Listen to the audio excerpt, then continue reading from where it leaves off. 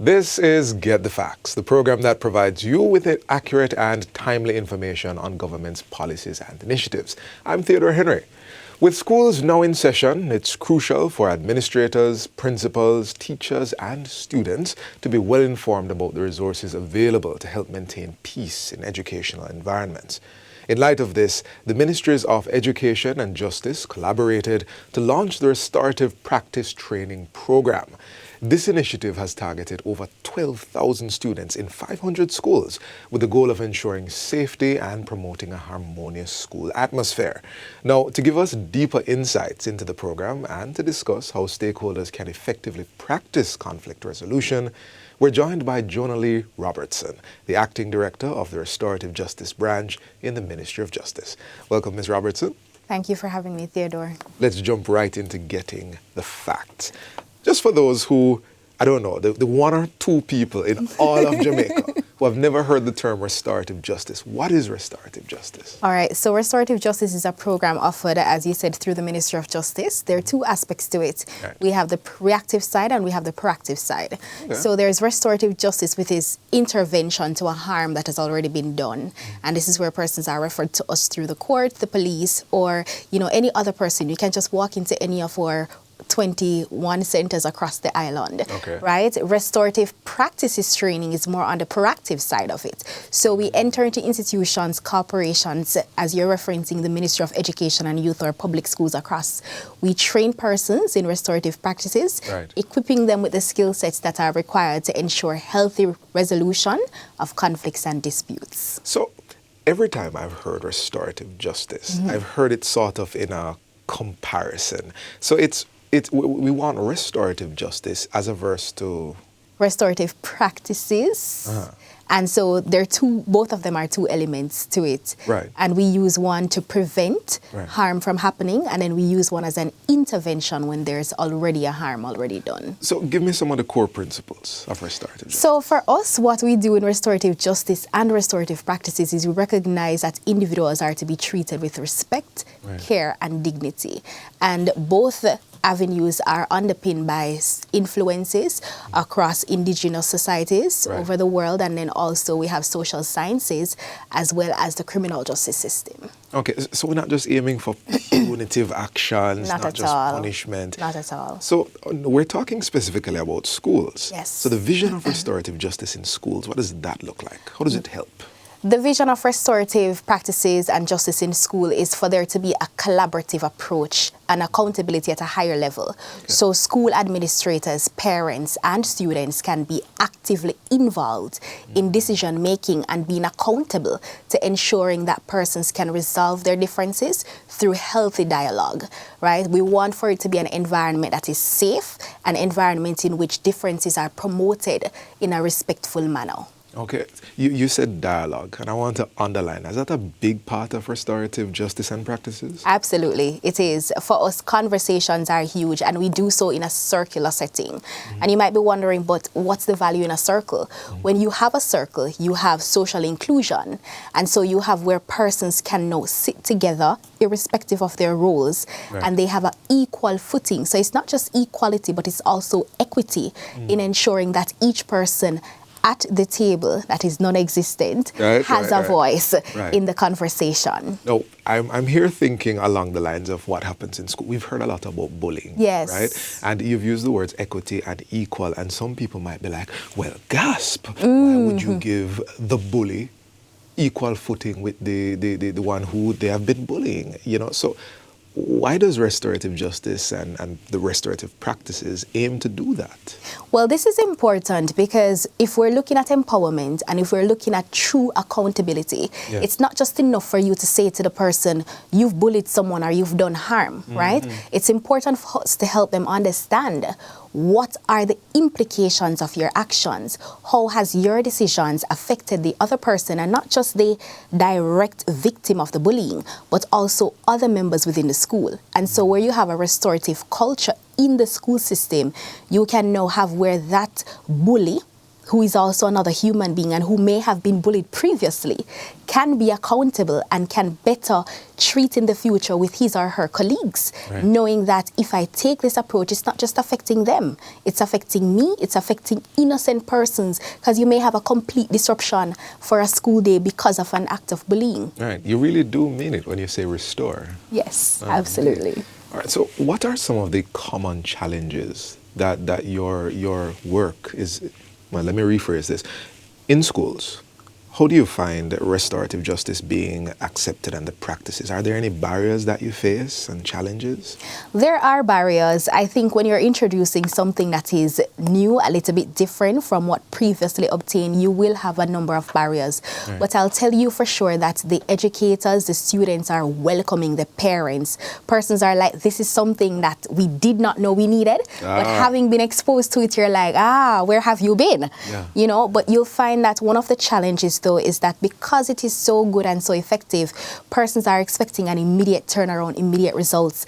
But we encourage and we guide persons that you have to be consistent and you have to be patient, especially because of the value in circles. With us using circles in all that we do, you'll realize in a circle, you have nothing to hold on to. There's no cushion really. And so you're exposed, you're somewhat naked because like we have the desk here, you don't have anything to rest on.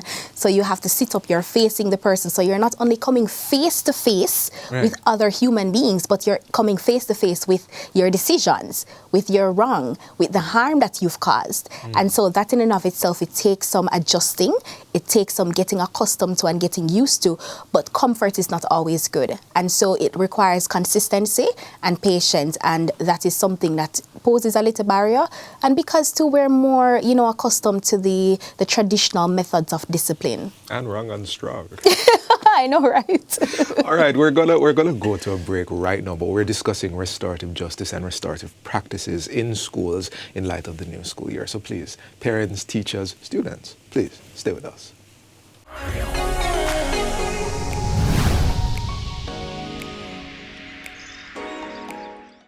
Welcome back to Get the Facts. Restorative justice seeks to resolve conflicts by bringing all parties involved together to reach a mutually agreed solution. It offers a fresh perspective on addressing crime and disputes. But why not start applying these principles right from the grassroots level? That's the home. Still with us is Jonah Lee Robertson, the Acting Director of the Restorative Justice Branch in the Ministry of Justice.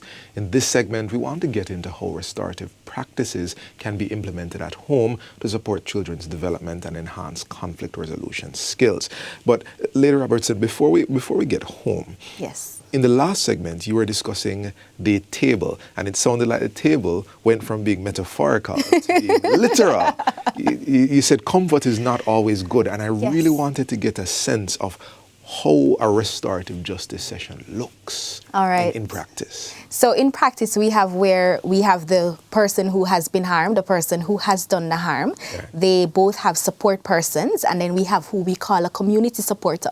So if you recall earlier, I would have shared that it is influenced by indigenous societies because they have a collective outlook on harm, recognizing that it's not just between two parties, but it also affects the community. And so we have who we call a community supporter who is present in that circle for that conference. So let me jump in here.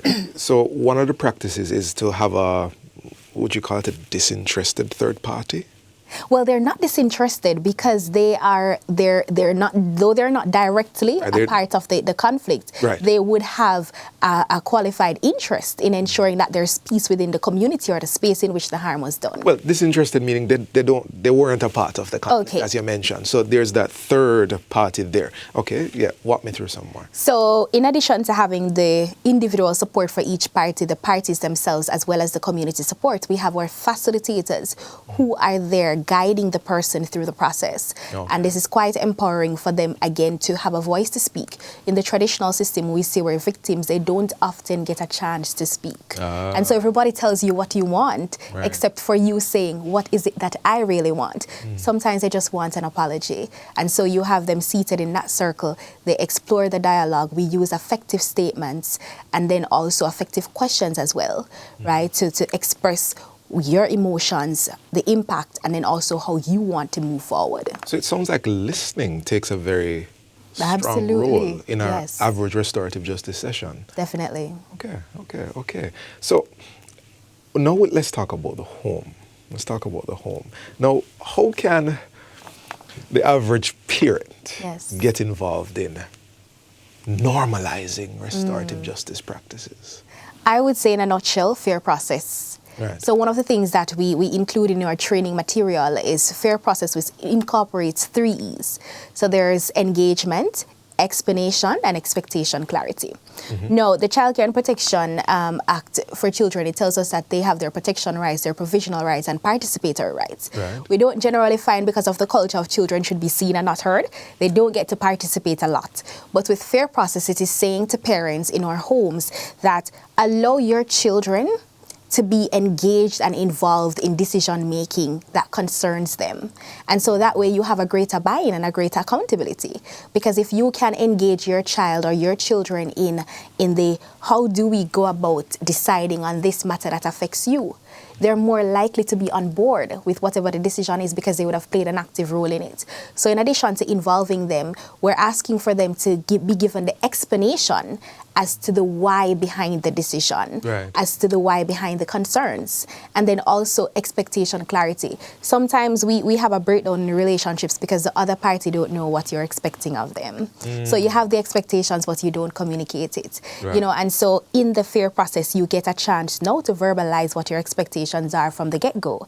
So the person now is now held accountable at reasonable standards that they are aware of, which is very important. Right. And I just sneak in, you're the expert, I'll just sneak in here that listening is a big deal, I would say, from a very practical level at home. Absolutely. Do you find that a lot of parents sort of go to school, do that, and there's no feedback loop, there you go. Circle? There's no engagement. And then I'll tell you what, then and now is completely different time. Children now are really not about you not hearing them. Oh boy. If you're not willing to listen to them, they'll make you listen. And so you get the increasing acting out. Maladaptive behaviors, you know, you see them, they're disruptive, and you're thinking something is wrong with them. They just need the attention and the space to share and to be heard. Prescient question. Do you think a lot of what we're facing in schools when it comes to violence, acting out, maladaptive behaviors, as you said, you think that's at home? It has some bearing on the home. It has some bearing because we also find that there are other challenges in homes, social, economic factors that will affect the ability, the resilience, the tenacity of parents and guardians to treat with their children and to properly be present. Because sometimes in the homes, parents are so busy working and providing that they really don't have the capacity and the time to give of themselves in other ways. And so a part of it stems from the home, a part of it too is from other socializing agents. The church has a role to play, the schools have a role to play, and we as Jamaicans have a role to play because no longer do we do community parenting, our village where everybody raises the child. The village does. Everybody's like, that's not my business, that's not my child. You're on there. You know, yes. So it's a joint shared responsibility, and we're all at fault in one way or another. All right. Well, we're in our last minute, and I'd love to hear, though, what your research is yielding. You know, what trends are you seeing when it comes to restorative justice and its impact on the levels of issues in schools? What the research is saying is that conventional ways of discipline, they're not the way to go anymore. We have to now deviate and to digress from, you know, the expulsion and the suspension, you know, because if the environment at home or in the community is not ideal, and you're saying, for example, a child missing school, the punishment is to take them out of school for some additional days. It doesn't help, it doesn't solve the problem. So that's where the research is going, and I think this is why our stakeholders are coming on board and are asking us to come in, please give us a training, help us to implement these strategies and to reshift the narrative and the culture within our organizations. All right, that was our last minute, but just for you, last 3 seconds, directly to our audience, anything on your heart regarding restorative justice practices? Absolutely. I want to say to everyone across Jamaica, private sector, public sector, please, the Restorative Justice branch through the Social Justice Division is here. We want to train you. We want to partner with you. We want to equip you with the skills required to resolve conflicts and disputes and to build relationships in a healthy and sustainable manner. So reach out to us on social media, Emoji Official, and then also on our website, emoji.gov.jm. And on that note, we've come full circle. You see, I'm using this. Not the way you used it, but this has been Get the Facts. So our guest today was Jonah Lee Robertson. She's the Acting Director of the Restorative Justice Branch in the Ministry of Justice. Thank you for watching. And until next time, I'm Theodore Henry. Take good care.